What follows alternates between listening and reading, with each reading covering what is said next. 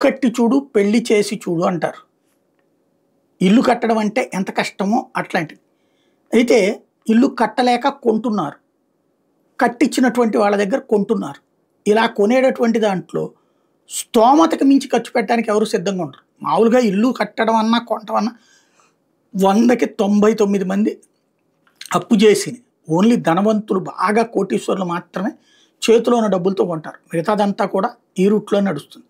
ఇప్పుడు అట్లాంటి సిట్యుయేషన్‌లో ఇల్లు కట్టి చూడు అంటే ఓకే. ఇల్లు కొని చూడు అంటే ఓకే. కానీ వాళ్ళ స్తోమతకు మించినటువంటి రేట్లు పెంచి పడేశారు. ఆ ధరలు, ఈ ధరలని. యాక్చువల్‌గా గత 4, 5 ఏళ్లలో కూడా ఇసక ధర తగ్గింది. సిమెంటు ధర కంట్రోల్‌లోనే ఉంది. ఇనుము ధర కంట్రోల్‌లోనే ఉంది. అయినా నిర్మాణ వ్యయం పెరిగింది అన్న పేరుతో, అంటే కన్‌స్ట్రక్షన్ చేసే కూలీల రేట్లు పెరిగినాయి అన్న పేరుతో భారీగా ధరలు పెంచేసుకుంటూ వెళ్తున్నారు. వాటి ఇంపాక్ట్ ఇప్పుడు కొనుగోళ్లు తగ్గిపోయినాయి. ఇది మనం చెప్పట్లేదు.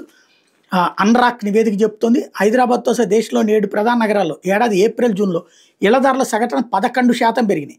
దీంతో ఇదే సమయంలో కొనుగోళ్లు, అమ్మకాలు 20% తగ్గినాయి.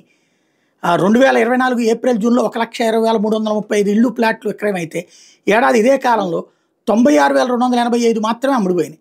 Hyderabad, Delhi, NCR, Mumbai, metropolitan region, MMR, Bengaluru, Pune, Kolkata నగరాల్లో గృహ విక్రయాలు తగ్గితే ఒక్క చెన్నైలో మాత్రమే డిమాండ్ ఉందట.